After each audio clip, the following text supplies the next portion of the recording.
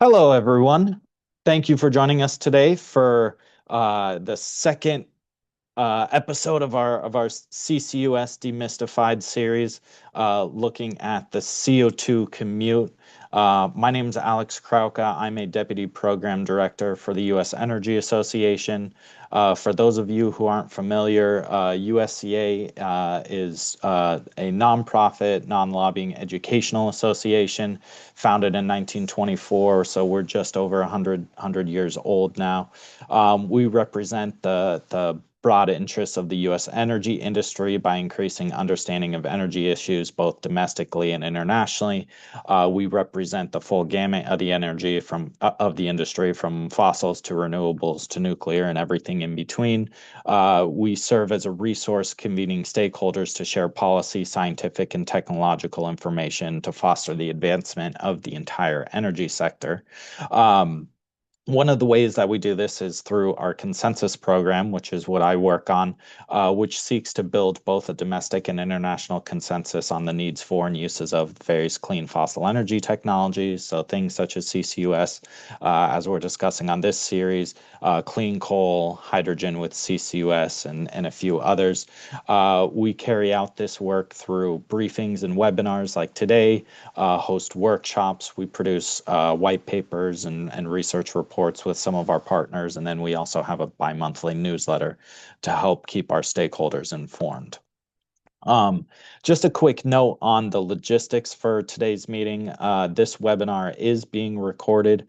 We will plan to post the recording on our event page, as well as PDFs of the presentations. Please give us a couple of days to do that, and we will notify everyone once that is completed. We will be holding Q&A until after the presentations, so please feel free to type them into the chat or the Q&A box at the bottom. And if you would like to use this webinar for any continuing education units or professional development credits and need verification of your attendance, please feel free to email me at akrauka@usea.org. So just a couple quick terms to know for those who are newer to the space. CCUS, carbon capture, use, and storage, essentially capturing CO2 from power generation and industrial sources and either using it or storing it underground. Geologic storage is the permanent storage of CO2 in deep underground formations. Um, there are kind of two types of storage wells, class 2 wells and class 6 wells, which are EPA designated injection wells for enhanced oil recovery or enhanced gas recovery. Those are considered class 2 wells. And then geologic CO2 storage wells are class 6 wells. And then kind of another term to be familiar with, enhanced oil recovery or enhanced gas recovery technique, where CO2 is injected into depleted oil fields to extract additional oil. Um, so um, the topic for today is carbon transport. Reason being, it's kind of the keystone for making CCUS happen. You know, once you capture the carbon, you will need to be able to transport it one way or another. Pipelines being generally considered the safest, the most efficient, the most economical transport method. Um, so this discussion will mostly surround pipelines, although it can be trucked, it can be transported via rail, as well as shipped. Um, Looking at the current status of carbon transport today, there are about 5,500 or so miles of CO2 pipelines in the U.S., which is pretty small by comparison to other industries. So for example, looking at a map of the natural gas pipelines of the U.S., you see significantly more than CO2. Um, and for CCUS to succeed, estimates have been have said that we'll need about 5 to 10 times the amount of CO2 pipelines that are currently in existence. Which brings up a question that some folks might ask is, why CCUS? Why does it need tax credits? And I just want to mention that CCUS is key to securing American energy dominance, key to energy security and reliability, by enabling additional fossil fuel production through enhanced oil recovery, enhanced gas recovery. One of the needs for expanded CO2 transportation is to help enable those technologies. But it's also a bipartisan issue, and one of the main reasons it's a bipartisan issue is that CCUS is one of the key ways for decarbonizing industrial production processes and power generation processes. Um, so, in times that seem like they're maybe more divided than we would like, CCUS is kind of one of those bright spots that can bring Americans together and the energy industry together. So that's kind of why CCUS, why we're hosting this series of webinars, and we strongly support the technology. So with that, I just want to go over our speakers. We have some great speakers today. Michael Butler from ExxonMobil, Tara Rigetti from the University of Wyoming College of Law, Jack Andreessen Kavanaugh from the Center on Global Energy Policy, and then Dr. Emmanuel Taylor, a senior clean energy consultant who was a colleague of mine in a past life. Will be moderating the Q&A discussion afterwards. So with that, I'm going to pass it off to Mike, and thank you all for joining us. And Mike, the floor is yours. You should be able to share your screen now. Can you guys, everyone hear me? Yes, we can hear you, and we can see your screen. Okay, great. Just real quick, brief introduction about myself. Mike Butler. I'm with ExxonMobil Pipeline Company. I'm the Public and Government Affairs Manager. Been with ExxonMobil for this will be my 29th year. Spent probably the majority, I would say 90+% of my career in either environmental, pipeline, regulatory, legislative affairs. A long background in both environmental and pipeline compliance. So want to first say thank you to USEA for inviting me to participate today. And what I wanted to talk to you, to the audience today is just a little bit about CO2 pipelines, operations, safety, training, and then emergency response and how a CO2 pipeline operator looks at transporting CO2. So let me go to the next screen. A little bit about ExxonMobil Pipeline. We own, operate, or have joint interest in about 15,000 miles of pipeline, inland and offshore pipelines. We transport more than 5 million barrels per day of crude oil, refined products, LPG, natural gas, liquids, CO2, and chemical feedstock. We control the transportation of some of the most challenging products in the industry. And we are Wink to Webster pipeline, which comes from West Texas to East Texas. It's the largest crude pipeline, oil pipeline by volume in North America. And then regarding CO2, we operate the largest CO2 pipeline network in the world, roughly about 1,300 miles. And I'll focus today mainly on the largest piece of that, which is you see on the right is our Gulf Coast CO2 pipeline network, which stretches from Mississippi westward towards Texas. And then if you can see on the map there, the reason we're interested in CO2 carbon capture and sequestration is because of our pipeline. The green pipeline you see there is uniquely situated to be able to help industrial emitters, emission sources, for us to be able to assist them in creating more low carbon projects. products, excuse me. And so we have a number of sites in the Gulf area, our Baton Rouge complex. We have another one in Beaumont, Texas, Baytown, Texas, just east of Houston. And then where we are currently looking for sequestration sites. So there's roughly two in Louisiana and then in the Beaumont area of Texas. Um, the little blue dots are where we have current enhanced oil recovery operations. And so we have quite a large network in the Gulf Coast of CO2 pipelines. Just a little bit about, and Tara and some of the other panelists may touch on it, but and you may have in a previous webinar, but their CO2 is a product that has a number of commercial uses. It's used for medical procedures, fire suppression. So many of your fire extinguishers, when they're activated and you use a fire extinguisher, it's actually CO2 that's used for fire suppression. Carbonation.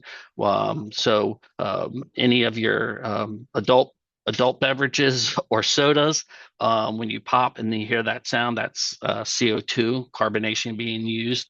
It's also used in food processing, dry ice, and special effects. So if you're a fan of college football and this weekend you see your favorite team running out of the tunnel with all of that smoke and looks like fog, it's actually CO2. And so CO2 is used in a number of, it's for either dry ice, for Halloween, Halloween items, or special effects like smoke to resemble smoke at sporting events. Alex also touched on enhanced oil recovery. So it's used also to increase production of existing operation oil fields. And then obviously newer a newer development is the carbon capture and sequestration. So that's where the CO2 is captured from an emitter. It's transported and then sequestrated deep underground. And one of the things we're really proud of is we started up our first CCS project in Donaldsonville, Louisiana, and started up in July. And so we, with CF Industries, are helping them capture and store ultimately 2 million metric tons of CO2.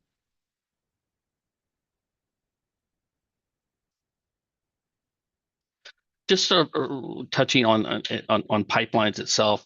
The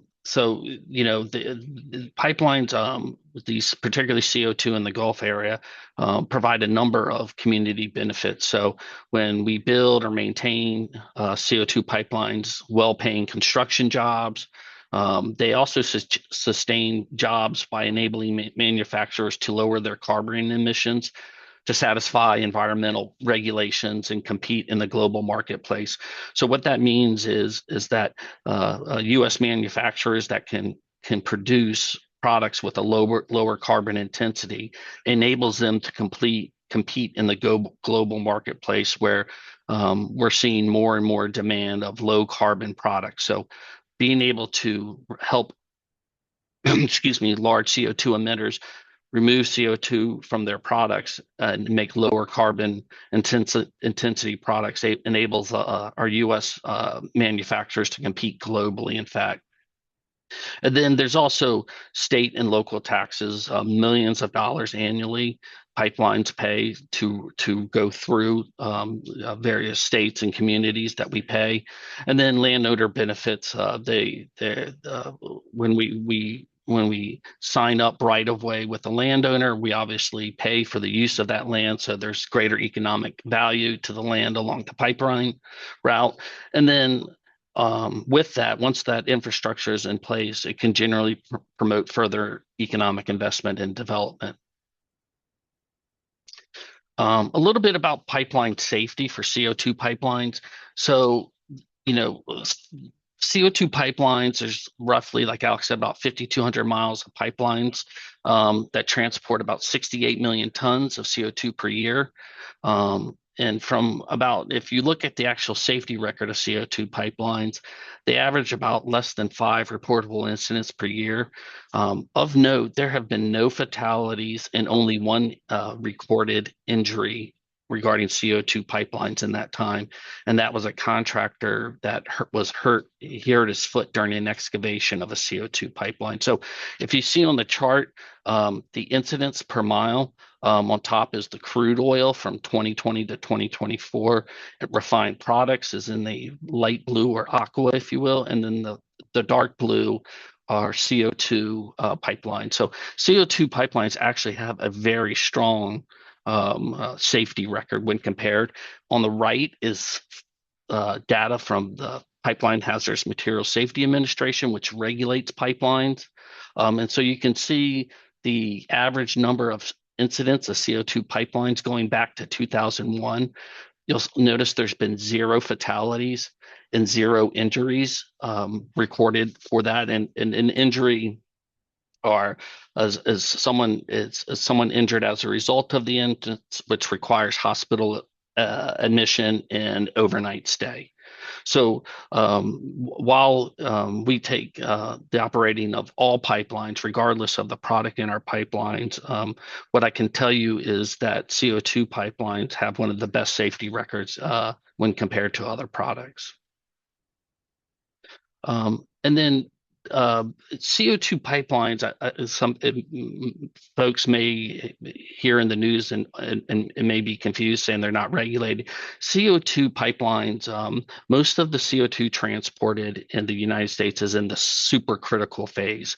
And if it's transported in a supercritical phase, it is regulated by the Department of Transportation through the Pipeline Hazardous Materials Safety Administration.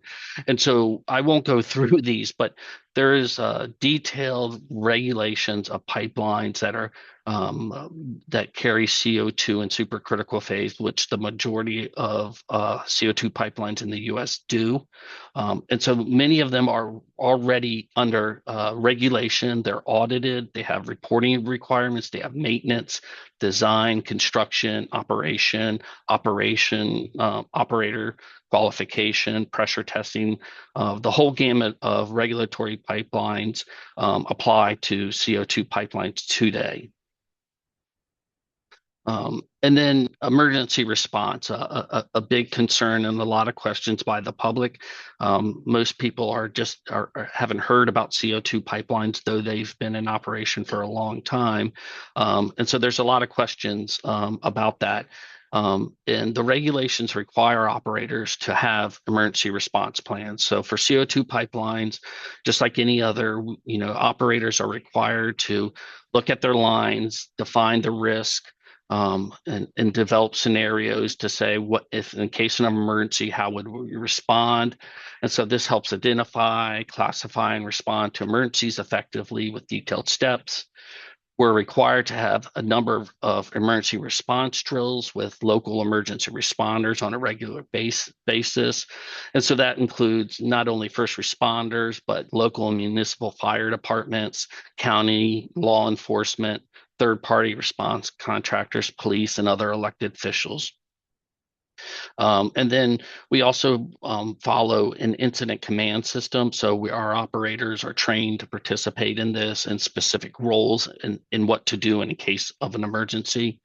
And then our field folks are HAZWOPER trained and also trained as well in emergency response. So a robust requirements for responding to an incident, though as operators, we work 24/7 to make sure we never have an incident. But in the unfortunate event we do, we want to make sure we are prepared and our partners, first responders, are prepared as well. I do want to talk about their one incident that if you've been following the development of CCS and CO2 pipelines, you may have heard of is this Satarsha. It happened in May of 2023 in Satarsha, Mississippi. It was a fairly unique event. It's been the only full CO2 pipeline rupture in the 50-year history of CO2 pipelines. Um, the rupture wasn't caused by the CO2, the product in it, or in fact the integrity of the pipe. What it was caused by was a landslide, and it was a historic after historic rainfall in that area, and a unique topography of that caused a landslide that ruptured that CO2 pipeline. Um, Unfortunately, it was a very serious event. 45 people did have to go receive medical care to be checked out at that event, but were released with no admissions, thankfully. It also occurred in kind of a unique area in the Gulf Coast. It's one of the only hilly areas that we have in the Gulf Coast, but little, if any, other areas if you're looking at the Gulf Coast topography for landslides or earth movement concerns for that, where future site CO2 pipelines would be built in the Gulf Coast. Um, but but as regrettable as that incident was, industry didn't stand pat on that. There's a strong culture of learning from incidents and trying to make improvements. And so industry went to work on that to make sure that something like this would never happen again. And so there's been a lot of groundbreaking work on geohazard monitoring and prevention, a new look at dispersion analysis modeling to better predict flow over hilly complex terrains, emergency response guidelines. So one of the learnings out of that was that if you had a CO2 pipeline incident, that it was possible that some of the response tactics may not be the same as a natural gas or a liquid pipeline incident. And so you'll see on the right there that that industry developed in association with the National State Fire Marshal's office, emergency response and tactical guidance documents for operators and first responders to what to do in the event of a CO2 incident. And then, so what did ExxonMobil, as we began moving into the CO2 space, one of the things we realized is that we needed to help our first responding partners in emergency response for firefighting and CO2 training. And so what we've done is we've actually stood up a specially designed program to help firefighters manage hazardous liquids and CO2 pipeline emergencies. So we have what we offer is at Texas A&M University. There's a fire school training there, if you will, and we pay for their training, their room and board, their meals, and all that. And what we do is we work with them and have them go through hazardous material, emergency response training, and then actual practical hands-on experience of dealing with the CO2 release. So we have a prop there you see on the right of a potential CO2 release. In addition, we also have free of charge to anyone. They can go online and learn about CO2 emergency response tactics and what to do in the case of an emergency.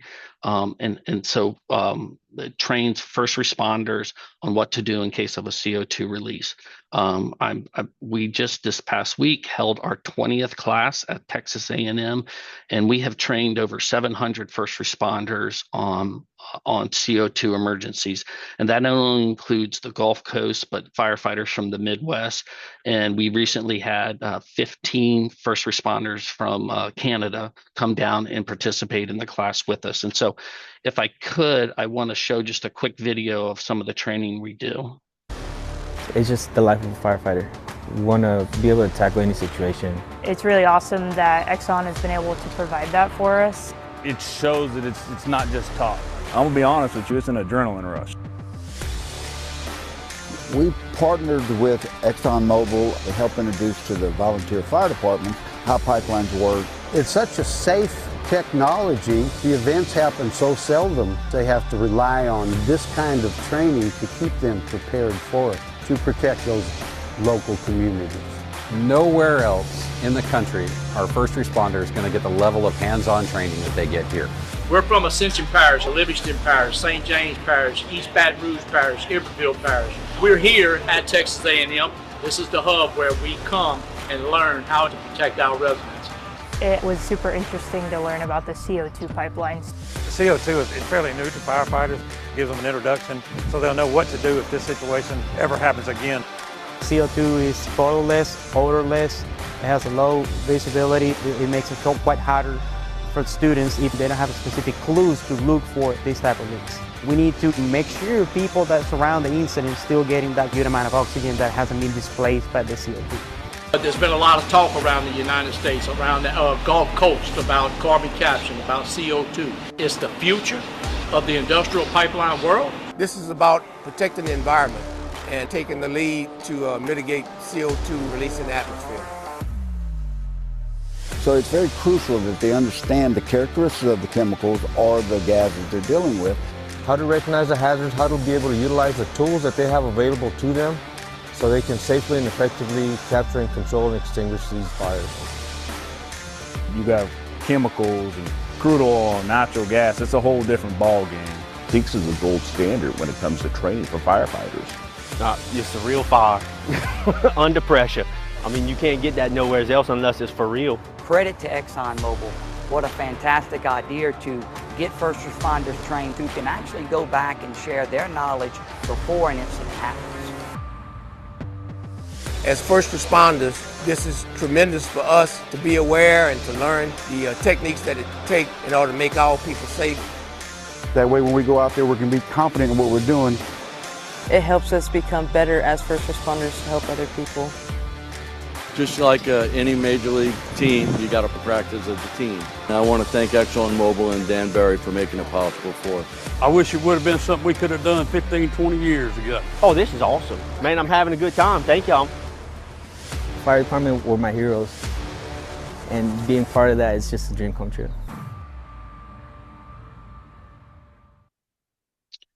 So for that, just a kind of our highlight reel of what we do and how important we take our responsibility to not only, many of our employees not only work in these communities, but they live in these communities, and we want to be community partners. And so one of the things we saw was an opportunity to make sure that our partner first responders are prepared in the event of a CO2 incident on our pipeline, even though we do everything we possibly can to prevent it. So just wanted to show that one of the things we're very proud of and we're passionate about is making sure that where we have operations, our first responders and our community know what to do in case of a release, so that incident, God forbid, like Satarsha, if it ever happened again, the communities and our first responding partners are prepared to respond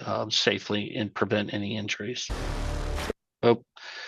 And so just real quick, I'll wrap up is I touched on some of this, but not only do we do in-person training, you'll see on the right at NASM, there is online training that first responders can take free of charge. There is a pipeline emergency third edition that we help support with the National Association of State Fire Marshals that is free, that we give to first responders. So not only online and print or in person, we do a number of things to make sure we're making sure communities are prepared and they understand about CO2 pipelines. And then finally, the tactical guide that we also share with communities on that to make sure that we're all aware, we're all working from the same sheet of music, if you will, to make sure that that we keep the CO2 in the pipe. And that's all I have. I apologize if I went longer than I should have, Alex. Not a problem. Thank you so much, Mike. Really appreciate you joining us today and sharing all that. I've been in the CCUS industry for just under a decade now, and I'd never heard of that TEACS training. So thank you for sharing that. I think that, if you are in a community that has CO2 pipelines or prospective CO2 pipelines, I would certainly encourage you to check with your first responders to ensure that they've received that training or similar. Yep. I also found that slide pretty powerful looking at the incident data in this century. So, quarter of a century, and there's been one injury, and that was, during the excavation of a CO2 pipeline. Really underscores the safety surrounding CO2 transport. Um, so with that, we're going to pass it over to Tara Righetti, who is at the University of Wyoming's School of Law. Tara, I would consider one of the preeminent legal minds in CO2 storage, transportation, the industry as a whole. So I'm really excited to have you on. Tara, the floor is yours.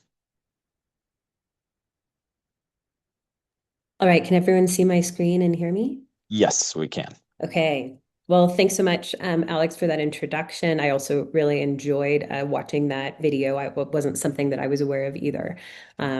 So thanks, Michael, for sharing that. I'm going to spend the next maybe 15 to 20 minutes talking about the regulation and siting of CO2 pipelines. Some of this was already covered in the last presentation, so I'll move through that fairly quickly. So, as was previously mentioned, there is federal safety regulation applicable to CO2 pipelines. The Pipeline and Hazardous Materials Safety Administration, which is part of the U.S. Department of Transportation, regulates CO2 pipelines where there's supercritical dense phase CO2 transport. It is regulated as a hazardous liquid pipeline, even though CO2 is not a hazardous material. The reason it falls into this category is because there are certain hazards of transporting CO2 in a dense phase that the regulations are meant to assure consistency and proper safety regulation. There are not rules presently for gas phase transport, and then certifications and agreements allow state safety authority over some parts of over intrastate pipelines. So kind of looking at this again, I think it's important to note that PHMSA establishes universal rules for all pipelines subject to these regulations. It is not a siting or a permitting agency. So in January of 2025, PHMSA released a draft CO2 pipeline rule, which would have expanded Part 195 to cover gas and liquid phase CO2, and it added some other requirements related to fracture control, reporting, vapor dispersion modeling, and emergency planning. And it would have strengthened emergency responder training and public notification duties. Shortly after the publication, though, PHMSA withdrew the rule from the Federal Register publication in compliance with a January 20th, 2025 presidential memorandum. And so the draft has never become an official common open rule as of this time. As you just heard, some of the recommendations that were made in these PHMSA rule, in the draft PHMSA rule, though, are being voluntarily implemented. And based on my tracking, this has not yet been reissued, but it's something that there's been a bit of pressure on the agency to release to bring gas phase transport within the rule. So for siting, CO2 pipelines are not cited under the Natural Gas Act. The Natural Gas Act, in a case called Cortez Pipeline Company, which is a FERC ruling, found that gas that was 98% CO2 and 2% other gases, including methane, was not a natural gas within the meaning of the Natural Gas Act. So rather than refine the term natural gas to mean a certain chemical composition or mixture, the court there said the important thing is to think about the purposes and goals of the Natural Gas Act. And it found that asserting jurisdiction over the Cortez project would advance no goal or purpose of the NGA. This is important because, as probably most of you already know, Natural Gas Act provides a centralized siting process for natural gas pipelines that can include a nationwide certificate of public convenience and necessity, and a centralized routing process. So that doesn't exist for CO2 pipelines. Instead, siting is going to be under state law. And then there's federal processes for where CO2 pipelines cross federal lands. So the Mineral Leasing Act in Section 185A grants the BLM authority to grant right-of-ways for pipeline purposes for the transport of oil, natural gas, synthetic fluid, or gaseous fuels, or any refined product therefrom. And FLIPMA under Section 5012 grants BLM the authority to grant right-of-ways for pipelines and other systems of transportation, except those that are under the Mineral Leasing Act. So you can see these are sort of two sides of the same coin and trying to figure out whether a pipeline is going to be under the Mineral Leasing Act or the right-of-way needs to be sought under FLIPMA, ultimately depends on sort of where the gas is from or how it is produced. So in a case called Exxon v. Lujan, the court looked at the question of whether the BLM had properly issued rights of way for CO2 pipelines under the Mineral Leasing Act, as opposed to under FLIPMA. And the court's decision really looked at whether the CO2 was natural CO2. So they didn't come up with I would say, like a general rule that says all CO2 pipelines are under the Mineral Leasing Act or all CO2 pipelines are under FLIPMA. Instead, they said that naturally occurring gas that reaches the wellhead as part of mineral production and is separated from the gas stream as a refined product, as opposed to being products of a manufacturing process, should be under the Mineral Leasing Act. And then in modifying sort of the adjective natural, it said that Congress intended to exclude from the operation of the Mineral Leasing Act gas that was artificially produced rather than produced from the earth like a mineral.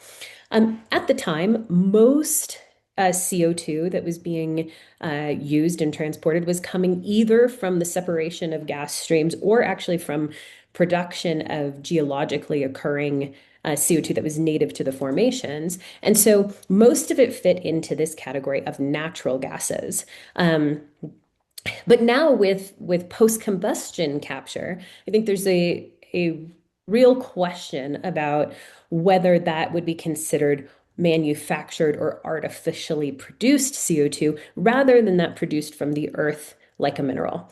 The 10th Circuit in 1982 affirmed this decision and said, although it said that the legislative history didn't clearly indicate intent, the statutory language did not exclude the BLM's determination that the MLA definition referred to the gas at issue in that case.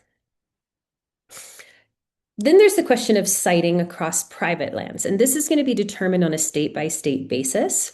So states like Illinois and Louisiana have a centralized body that must grant permission or a certificate of authority to build CO2 pipelines. So Illinois, for example, the Illinois Commerce Commission has the authority to regulate the operation of CO2 pipelines. In Louisiana, the Louisiana Conservation Commission must grant permission for CO2 pipelines under the statute. Other states like Wyoming have a decentralized process. So in Wyoming, the Public Service Commission has said that it does not have authority over the siting of CO2 pipelines because they are not serving the public, and it's therefore outside of their jurisdiction. So what does that actually mean? Of course, what's really critical here and why this matters so much relates to whether or not a CO2 pipeline operator can exercise eminent domain. And so those determinations in a centralized process are made with a unified authority, whereas in a decentralized process, specific incidences of condemnation requests are going to be determined by the district court that is evaluating the condemnation action. So again, condemnation for CO2 pipelines differs from state to state based on condemnation statutes. South Dakota recently passed HB 1052, which prohibits condemnation for CO2 pipelines, and most states only allow condemnation for CO2 pipelines that are operating as a common carrier. The big issue that has come up in the question of whether or not CO2 pipelines should be able to exercise eminent domain is whether CO2 pipelines are for a public use or a public purpose. And so, for example, Wyoming statutes create a very strong presumption that pipelines that are used to transport materials for oil production are deemed to be a public purpose. But it's vague as to whether a CO2 pipeline that would be transporting CO2 for sequestration purposes would fit within its definition and condemnation rules. So looking then to state economic regulation of CO2 pipelines, as I mentioned, most states require some form of common carrier rules applicable to CO2 pipelines, or particularly to those that are exercising eminent domain. So Texas, if you're going to exercise eminent domain, you must be a common carrier. That determination requires posting a tariff with the Railroad Commission, who then also has enforcement authority over that. In a case, Texas Rice Land Partners v. Denbury Green Pipeline, Texas, the court held that the standard was a reasonable probability that a future customer other than the pipeline owner would use the pipeline. Montana, North Dakota, and Iowa, Louisiana, based off of some recent legislation, also require common carriage for CO2 pipeline. Wyoming doesn't have an express common carrier requirement, but it does say that condemnations are only available for pipelines available for public use or for ways of necessity. And so that raises some question of whether, even though there's not an express requirement, there could be an implied requirement. Why is this important? These statutes differ significantly, but in most cases, the state regulator could require open access on non-discriminatory terms to that pipeline infrastructure.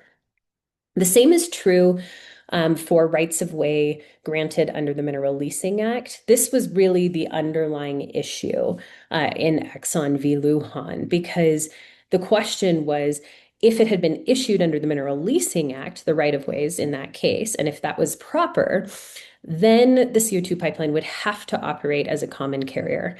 Whereas if it had been issued under FLTMA, it would not. So if you look, I've quoted some of the sections here from Section 30 USC, Section 185, that discuss this, which says that owners and operators subject to this section shall accept, convey, transport, or purchase without discrimination all gas or oil delivered to the pipeline without regard to whether such oil or gas was produced on federal or non-federal lands. And then I've included the provision related to enforcement there as well. So why would this be the case? And I think if you come back and think about Lujan, in Lujan, they were saying under the Mineral Leasing Act, right-of-ways apply to naturally occurring CO2, but not artificial CO2. And this goes down to the public's interest in assuring that that natural gases that are produced from federal lands or non-federal lands can be marketed and got to market. And so therefore that pipelines developed across federal lands would be available to federal oil and gas lessees and would serve that public purpose. The same thing, the same consideration would not necessarily apply to artificial gas. There's an open question of whether there's federal economic regulation under the Surface Transportation Board. So the reason this is an open question is there's the predecessor agency to the Surface Transportation Board, the Interstate Commerce Commission, originally disclaimed jurisdiction over CO2 pipelines. The Hepburn Act had extended the ICA to common carriers engaged in the transportation of oil or another commodity by pipeline other than those transferring water or gas. Excuse me, I've been under the weather. The provision didn't actually define gas, though. And so the Interstate Commerce Commission disclaimed jurisdiction.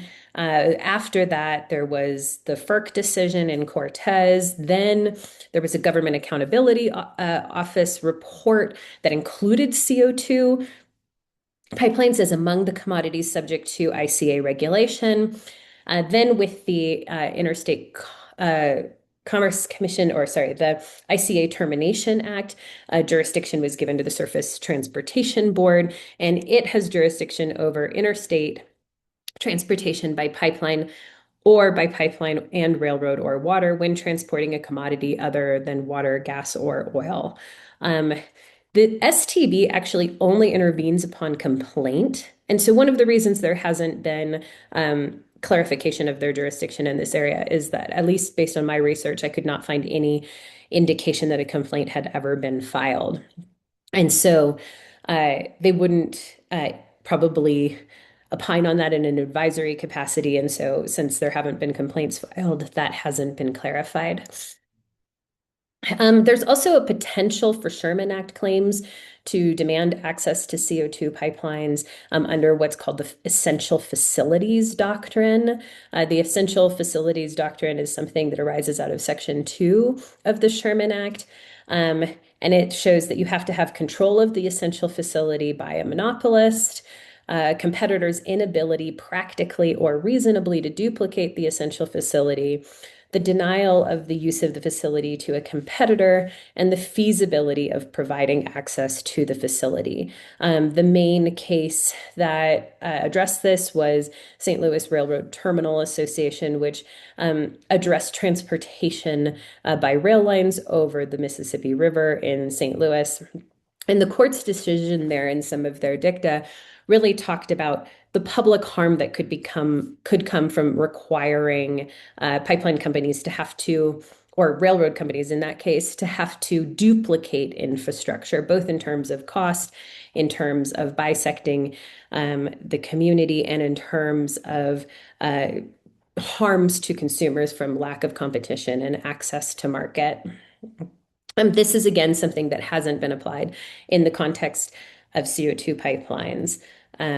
But if the common carrier rules at either the state or federal level did not apply, then it's possible that a party who wanted to do CO2 shipments and was denied access could bring a Sherman Act claim to try to compel access. So a few areas of uncertainty. First, we're still waiting on those PHMSA rules, particularly to provide that uniform safety regulation of gas phase CO2 pipelines. There's some question about where the proper authority for rights of way under federal lands arise, particularly where you have pipelines that are going to be commingled with both artificial and natural sources of CO2. There's some uncertainty about the applicability of the STB open access requirements, and then challenges with condemnation and eminent domain have become, I would say, a major obstacle to development of interstate CO2 transportation infrastructure in a way that is significantly, in some cases, impeding the development of CCS storage projects and access to CO2 for EOR. And so, for about, I would say, at least the last maybe 20 years, there's been some conversation about whether a federal regulation like the Natural Gas Act is necessary, or some sort of backstop permitting authority is necessary to assure that this infrastructure and interstate infrastructure can be built. All right, that was all I have. I think I got us close to back on time. Yes, I think we're good. Thank you so much, Tara. You're dealing with the flu and you completely powered through this. And I can't thank you enough. So that was great. I think you demonstrated there really there's an incredible patchwork of laws and regulations related to carbon transport and CCUS in general. There's lots of discussion in the energy industry surrounding permitting reform, and yeah, I feel like this might be a good candidate for some of that reform. So thank you again, Tara. With that, we're going to go to our final speaker, Jack Andreessen Kavanaugh, from Columbia Center on Global Energy Policy. I've seen Jack referred to by a co-founder and CTO as the country's CCUS fluencer in residence.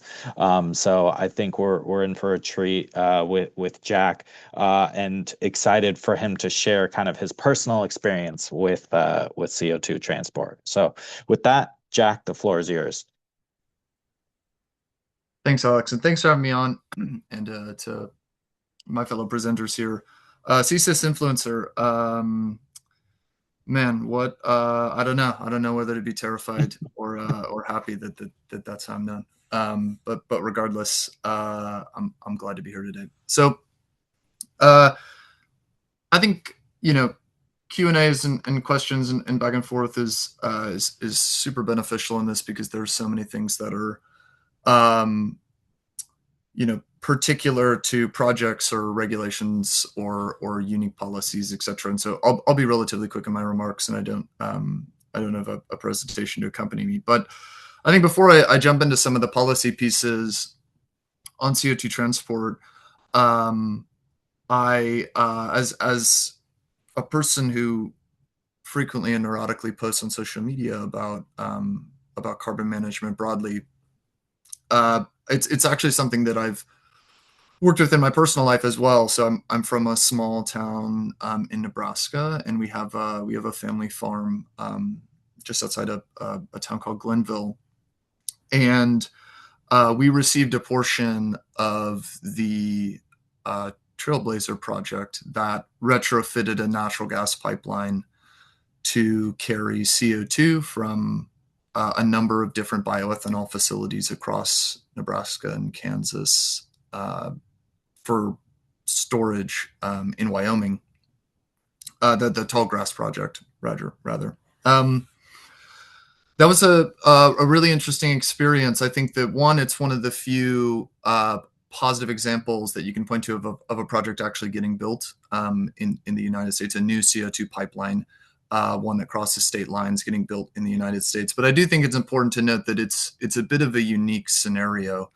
So first and foremost, this was an already existing natural gas pipeline that was in place, so it wasn't necessarily a completely new build. There were some small portions of the pipeline that were built, but by and large, the existing natural gas pipeline was in place. Second, the unique thing about it was, as Sarah pointed out, CO2 is normally transported in a supercritical state. It's highly pressurized into supercritical, and this Tallgrass project is actually transporting gaseous CO2, so it's not pressurized into being supercritical. That's important for sort of two reasons. One, from a regulatory perspective, it's still regulated by PHMSA, as all CO2 pipelines are in the United States, but there is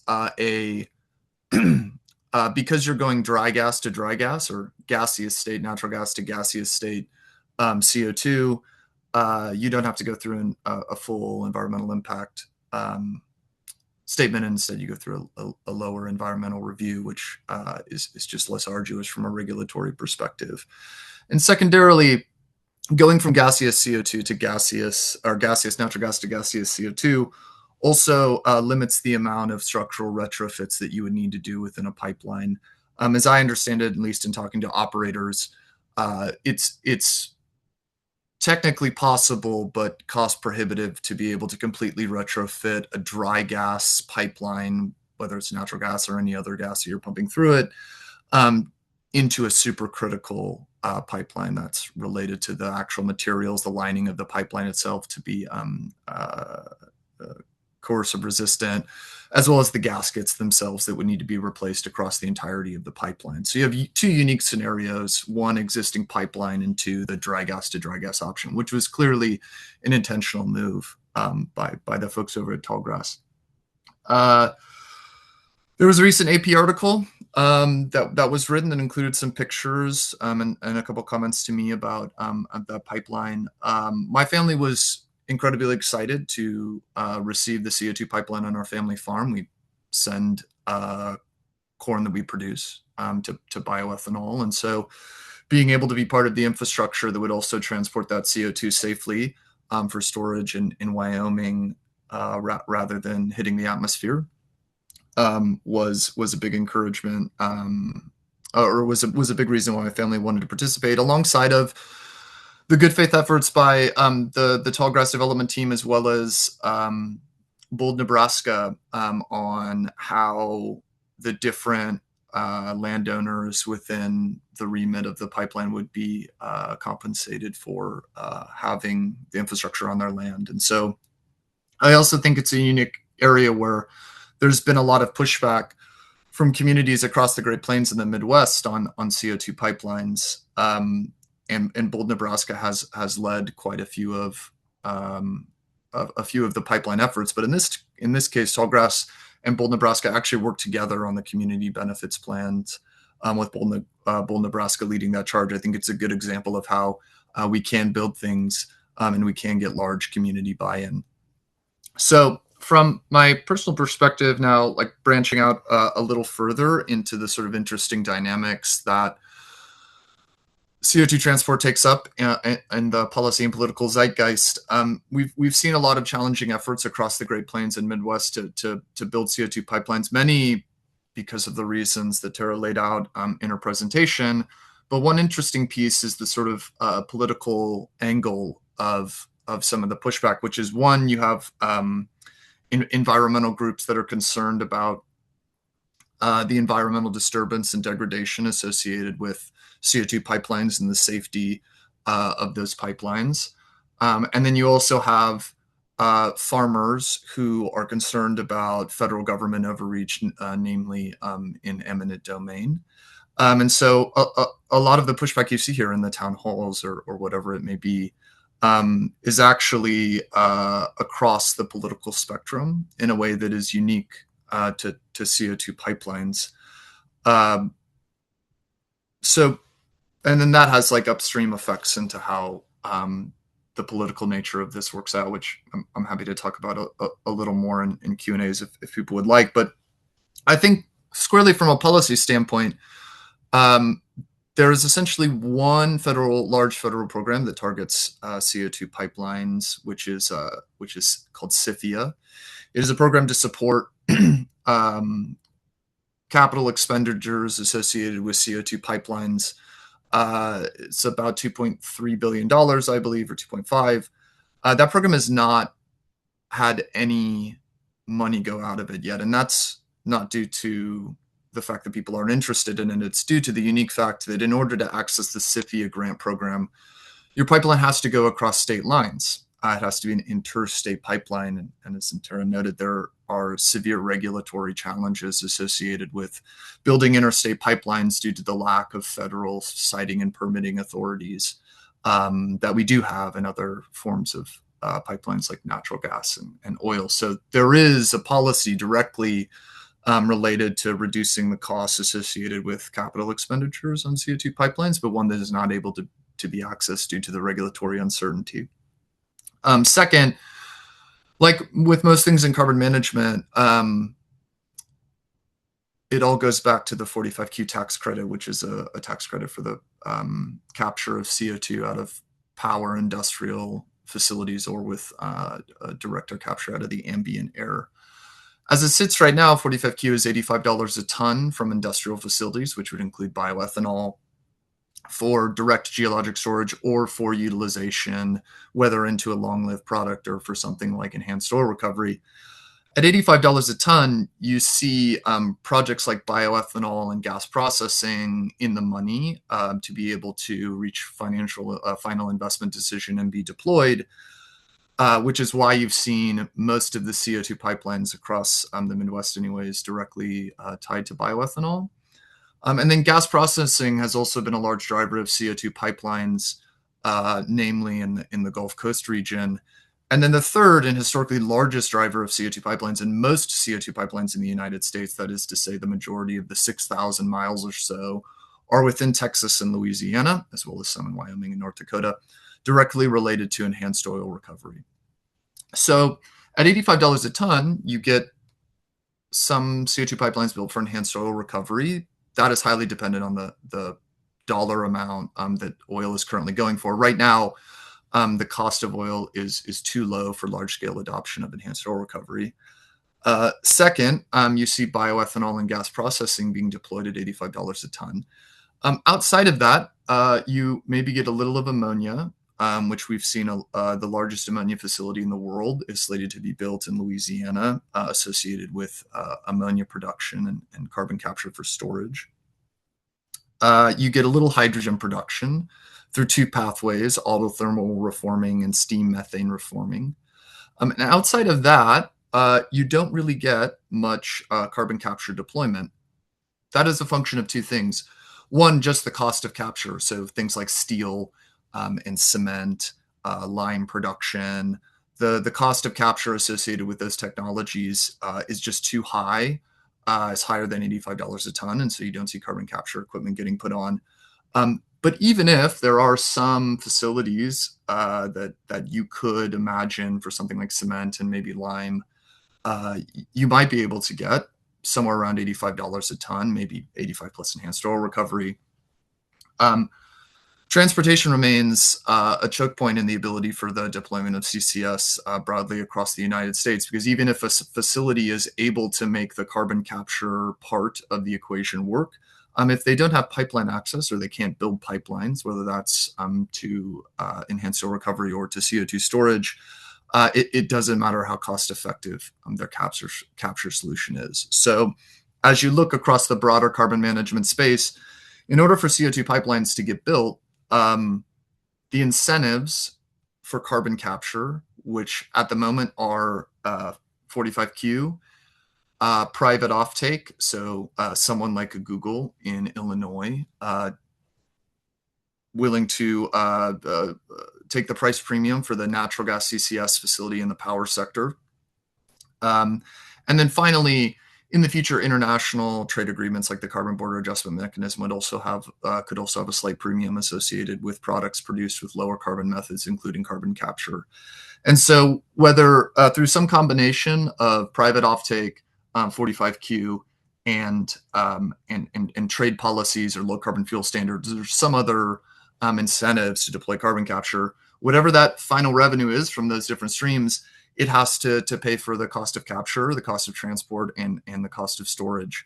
And germane to the conversation today is not just the cost of transport, which is relatively low compared to the cost of capture and storage, but the access and the ability to build the actual CO2 pipelines themselves.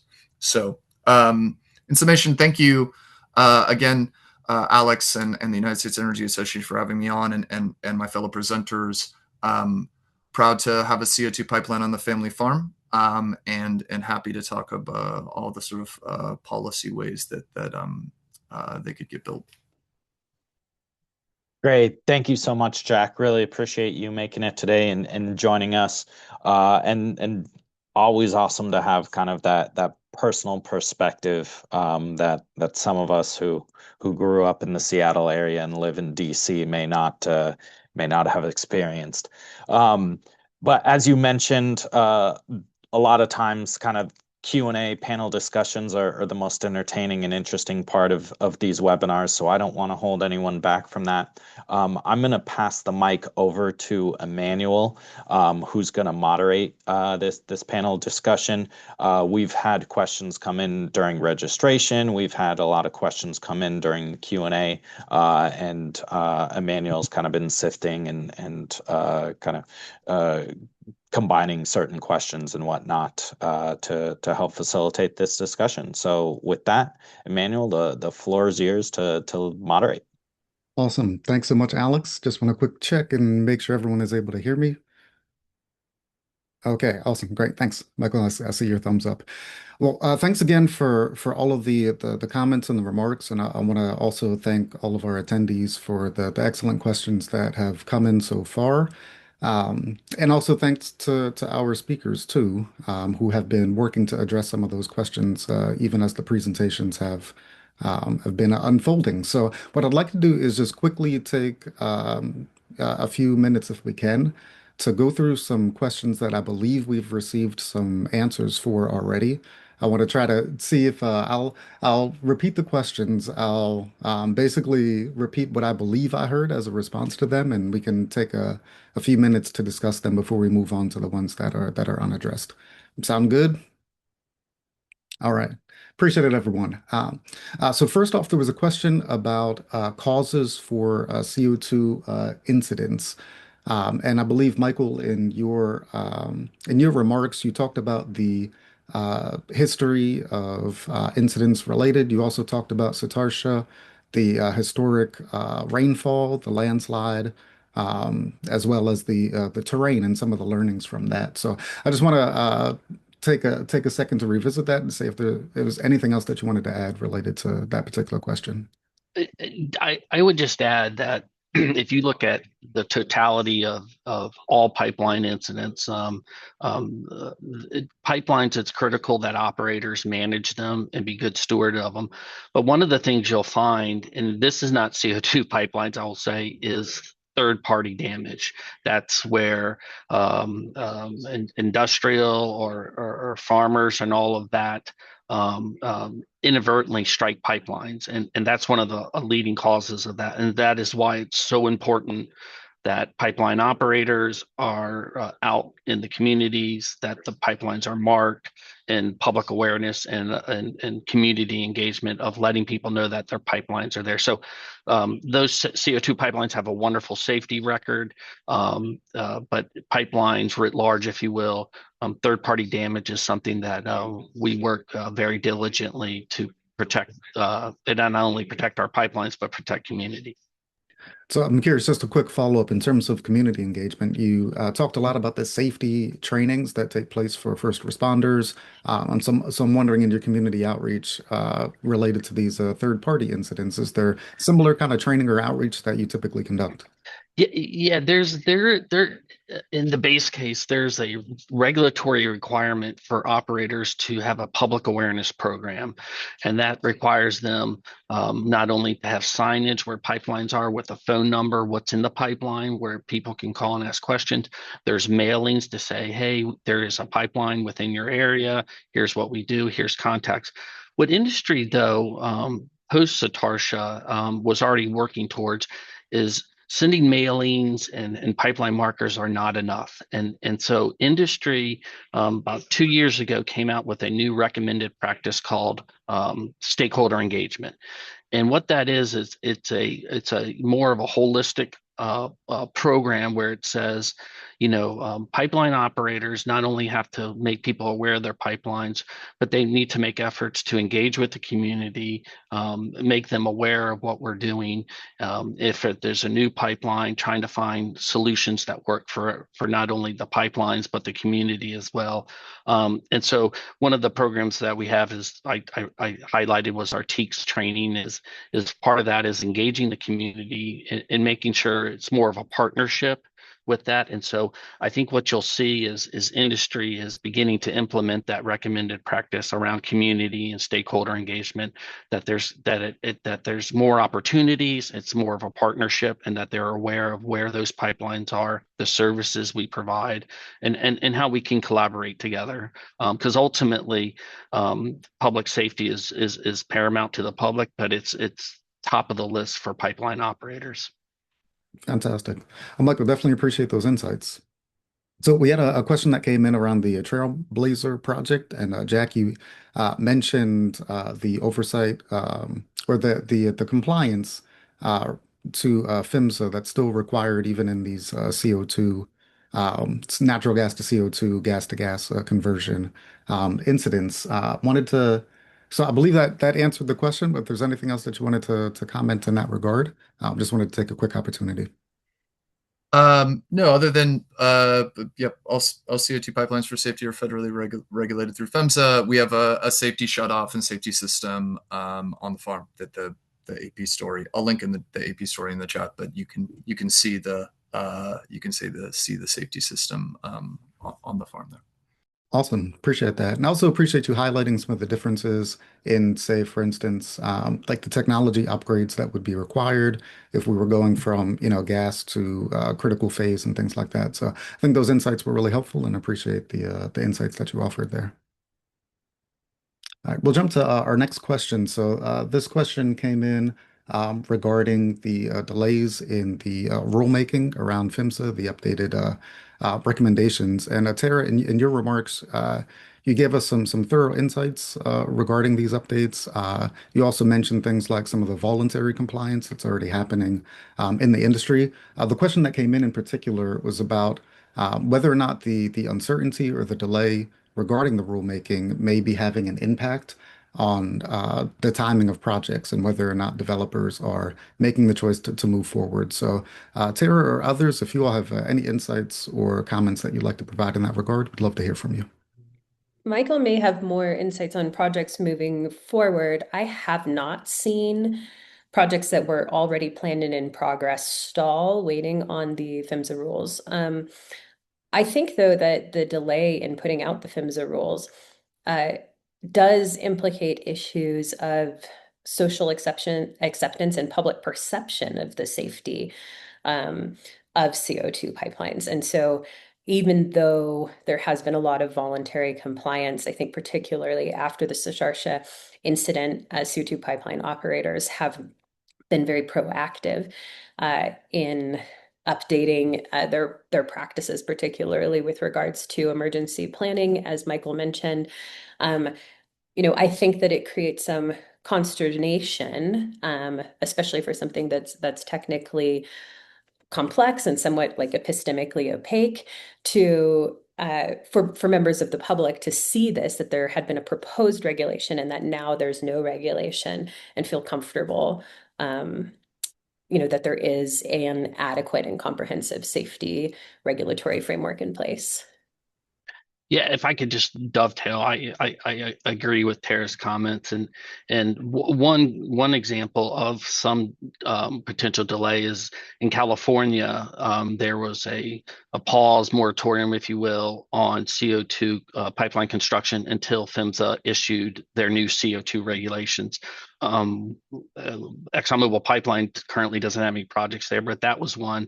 But what I can say is that Tara's her points are well taken, and I don't disagree with them at all. In fact, we think that because CO2 pipelines, though they've been in existence for 50 years plus, there are some probably updates to the regulations, some unique characteristics around CO2 pipelines that probably an update of the regulations it would probably be warranted. And just a couple examples would be dispersion analysis on modeling a liquid release versus CO2 release is different. Maybe enhanced emergency response training and capabilities. And though industry, I can tell you, we are not standing pat. We've moved forward. I do, and we recognize that the community may have some questions. Unfortunately, the machinations of government policy and regulation takes a while, but I can tell you that we also support PHMSA updating the regulations to make them more applicable, more robust to address some of the unique characteristics of CO2 pipelines. Okay. Appreciate that, both of Michael and Sarah. We do have another question that just came in. So I want to take a moment to see if we can clarify this because there's still a bit of uncertainty around the current status of the rulemaking. And so my understanding from what's been presented is that PHMSA does currently have safety and compliance regulations that are applicable to CO2 pipelines, and CO2 pipelines in the U.S. have been regulated for say the 30 years history of their use within the country. And I believe what we've been referring to is these proposed updates that reflect learnings from the Satartia incident, and that those have been delayed in their acceptance, basically, at this point in time. So that's my understanding based on what I heard. And I just want to take a moment to make sure that this most recent question is fully addressed, which is basically referring back to the Trailblazer project again. Is that understanding correct? We do have safety regulations through PHMSA that are related to CO2 pipelines in the U.S., but we're still waiting on the updates from Saparchi. Yeah, I mean, there are regulations for CO2 transported in a supercritical phase. There is a need to address CO2 pipelines if they are transported in a gas phase for that. Jack may be able to speak more to that because our focus is in the supercritical phase. But just like with any regulation, the regulations take a long time, unfortunately, to do that. Technology, research, understanding characteristics, risk of pipelines. No two pipelines are the same. So industry has continued to move forward, and so we support updating with the latest technology, with the latest learnings for that, so that there's a level playing field, and the public has some comfort in knowing that the government is overseeing, not only the safety of the pipelines, but we have the most up-to-date and advanced learnings for that, so that we're using the best materials, the best learnings, the best models to make sure these pipelines are safe. Appreciate that. And Jack, we'd love to hear from you if you could talk a bit then about the gas side and your experience with the Nebraska project. Yeah, I should be clear. When I'm speaking of saying that is regulated through PHMSA, with the new rules, once the new rules are published, this will be regulated under a PHMSA. But specifically before this, the Tallgrass pipeline went through FERC jurisdiction to be able to change it from a natural gas pipeline to a CO2 pipeline due to the gaseous state of the CO2 to CO2. So it will be under the future PHMSA regime, but is currently under the FERC regime. Okay, that clarification is helpful. Great. Thank you, Jack. So we talked a bit about the rulemaking changes and their effect. Another question came in just related, and Tara, you talked about the effect that these uncertainties around eminent domain have related to the project. So I'm curious if you have anything further that you'd like to say just on the impact on projects moving forward and some of the issues around eminent domain that you raised. I think this is a very significant issue for new pipeline infrastructure. I mean, it's not unique to CO2 pipelines. It is applicable to really all linear infrastructure, whether that is transmission lines or natural gas pipelines, or oil pipelines. It's difficult to coordinate land acquisition between potentially thousands of owners over a very long distance. And the challenge with eminent domain in the context of CO2 pipelines has really come down to, I believe, consternation about whether this is truly public purpose and public use infrastructure. Not all states, not all people believe that these projects are necessary, and because they are privately owned, privately operated. The arguments have been put forth that this is something that's different than natural gas pipeline infrastructure, which serves the public. And when you have, for example, a source to sink pipeline where a private entity is transporting CO2, for example, for EOR or for a storage project from a facility that they operate to another facility they operate. Is that something that's serving the public interest in a way that should override a landowner's private property rights? I think the core of the question, though, is that if we're going to have the type of build out that Alex showed, eminent domain is absolutely going to be necessary. And if we want to have an integrated network of CO2 pipelines that facilitates nationwide transport, that absolutely is going to be needed.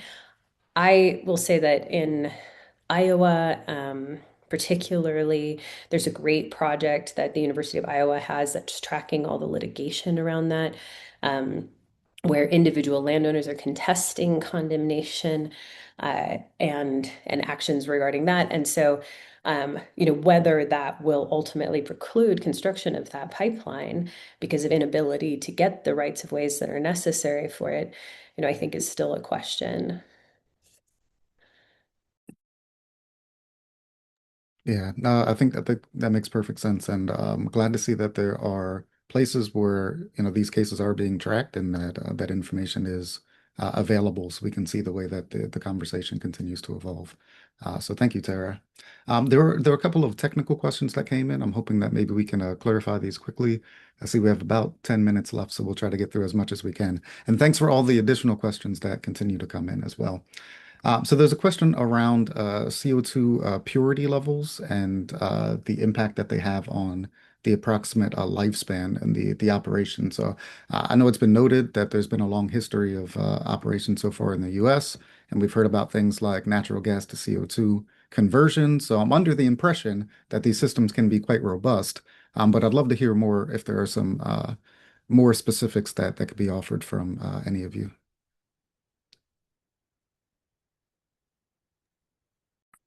Well, I can just, and I'm quickly going to get in the deep end, but I'm not a technical expert. But what I can tell you is that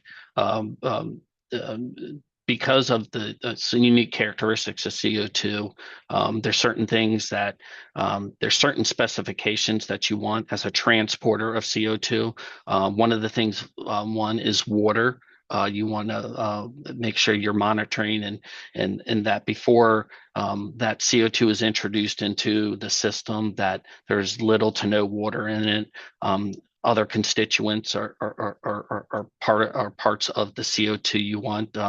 And so as pipeline operators, we have analyzers and measures on that to make sure that one, that the CO2 is not in any of its ancillary constituents, if you will, is not going to cause any necessary integrity issues for the pipeline, right? Water can be corrosive to pipeline, so making sure that the CO2 purity meets certain specifications that we can ensure the CO2 is transported safely is important. And so we have analyzers and it's dried before it's introduced into that.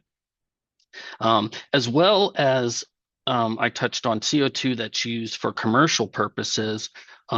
Just like a gasoline has certain specifications, right? That the gasoline needs to meet certain specifications for a vehicle or meet these specifications for sale. CO2 for commercial purposes, also the end use customer has certain expectations of that. So there is a large amount of analyzing, making sure the CO2 that's being transported is one, not only safe, it's conducive to the pipe it's being shipped on, and then if it's end use for commercial, that it meets the specifications of the customer. I'll wrap it up in here with a little more. And I mean it's a place where the incentives of the industrial players and pipeline owners are aligned with those of PHMSA, from just the straightforward position that if you're investing hundreds of millions to billions of dollars in a CO2 pipeline, you want to make sure that pipeline achieves the longest life that it can. From a capital deployment standpoint. And so from a chemical constituency standpoint, the higher purity that you can achieve, the better for the safety of the transportation, as well as the long-lived life of the asset. What you're most concerned is noted is corrosion from water, because water and CO2 form carbonic acid, which is corrosive to the steel traditionally used in the pipeline making. The other sort of things you're worried about are hydrogen sulfide, sulfur oxides, nitrogen oxides, which at higher levels would contribute to what's called stress corrosion cracking. And finally, hydrogen. Hydrogen can do what's called embrittlement, which it embrittles the steel and makes the piping more susceptible to brittle fracture. Those are the sort of main chemical constituencies that you're looking to, keep out of your CO2 stream as much as possible, or keep them as low as possible. And then there was a question earlier about supercritical phase and why you do it. Supercritical phase is more dense, lower overall transport costs associated with supercritical phase, partly because you can put more CO2 molecules in the pipeline and transport them through. And so, by and large part, that's why you would do it.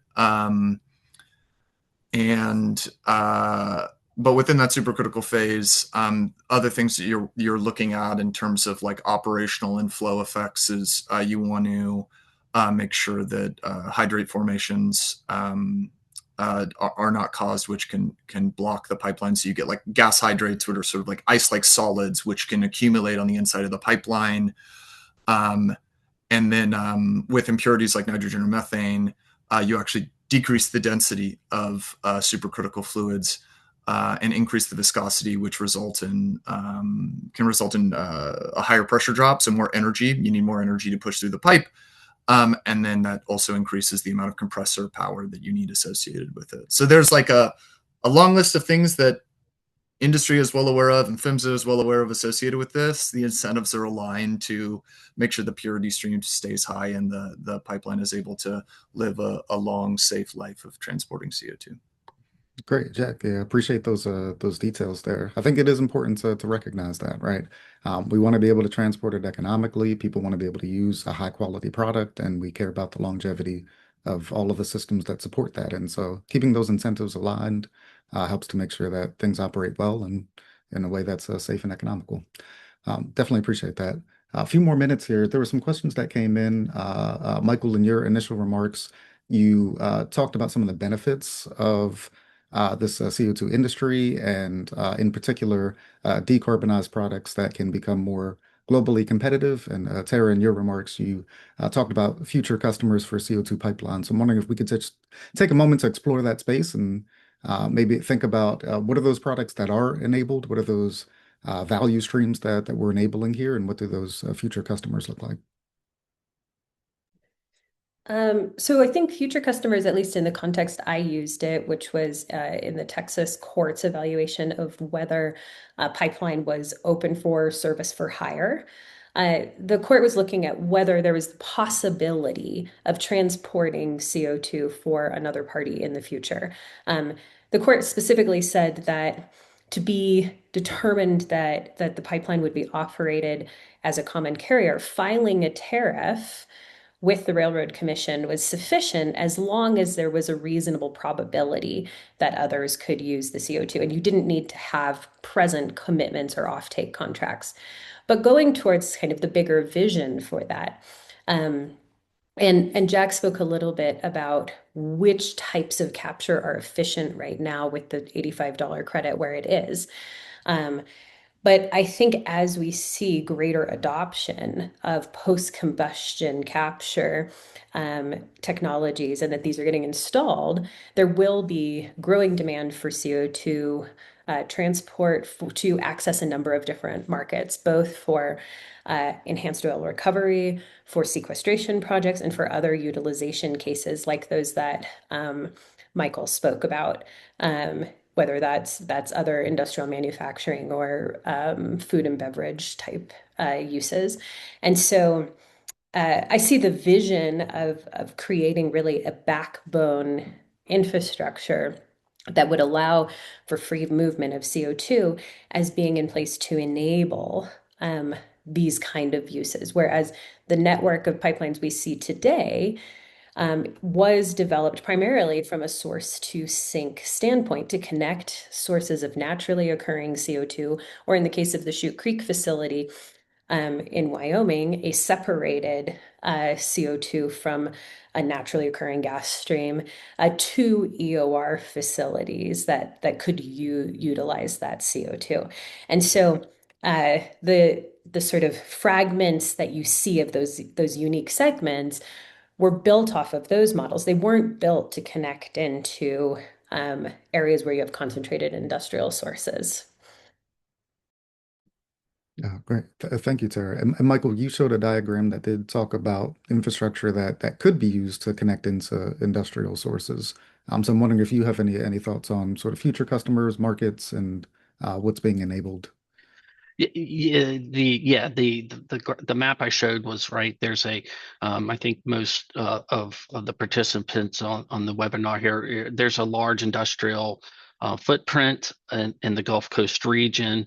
Our current operating CO2 pipeline runs within that Gulf Coast industrial region, and so there's manufacturing in the Gulf Coast region where they are looking to emitters of CO2 are looking to say, okay, if we capture that CO2, there's already a network there where we can transport that CO2 either for commercial EOR or ultimately sequestration.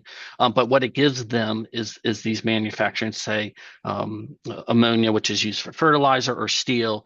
It enables them to compete on a global market where maybe in Europe and in other parts of Asia that are saying, hey, you have to have low carbon steel. That is the preference, for that. And so now it opens up for these manufacturing sites, a potential to say, hey, we can compete with these new lower carbon intensity products on a global scale. So there's not only potential environmental benefits, right? They're not emitting the CO2; it's being captured and used either for the number of purposes we've had here, but it also is kind of an economic incentive for them to say we have a product now that can compete with other lower carbon intensity producers around the globe. Absolutely. And in terms of competitiveness, there's a question about potential cost reductions just related to, I believe this is just specific to the transport sector. So I'm curious, have we already got it, as good as it can be? And are these the sort of the transportation cost contributions that we should expect in the future? Or is there still room for the industry to learn and improve as we anticipate this almost 10x increase in the number of pipelines needed in the future? I can well what I can what I can say is that, well, I think just with any nascent industry, as it grows, you're able to optimize, you're able to reduce costs and all of that. So initially, and Jack may have some thoughts on that as well, but as this network grows, there's efficiencies, there's learnings, and there's ways to ultimately drive down costs, because at the end of the day, right, it needs to be an economically viable proposition and sustainable. I don't know, Jack, if you have any thoughts on that. Yeah, I mean, economies of scale is the biggest near-term driver of cost reductions. But you can also look at the cost of power associated to compress and push the CO2 through the pipelines. Low cost of power will help drive down costs associated with it as well. There's always marginal gains associated with material research and development associated with the pipelines themselves. There are different ways to transport pipelines or transport CO2 we're not talking about today, but you can do it by barge like they're doing up in Norway. You can do it by train. You could do it by truck if you wanted to. And certainly all those other pathways have cost downs, although unlikely to be as cheap as CO2 transport through a pipeline.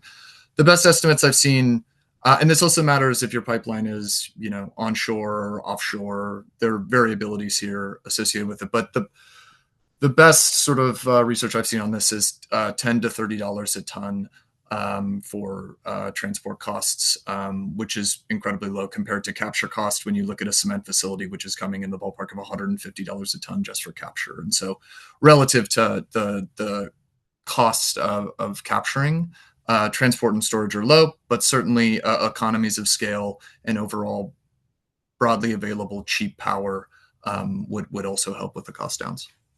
Gotcha. Definitely appreciate that. That's very helpful. Okay, so it is, I think we're about 5 minutes past now, and I want to be respectful of everyone's time, everyone who's attending as well as our speakers. Alex, if I could punt this last question to you, I think it could be a good segue to get us wrapped up. But there was a question about legislative and regulatory differences for things like carbon storage versus sequestration. So Alex, I thought that might be a good chance for you to mention the prior webinar, maybe any upcoming webinars, and some of the discussions happening that are differentiating between capture, transport, storage, utilization, and some of the nuances that are associated. With that, thank you to all the speakers, and Alex, back to you.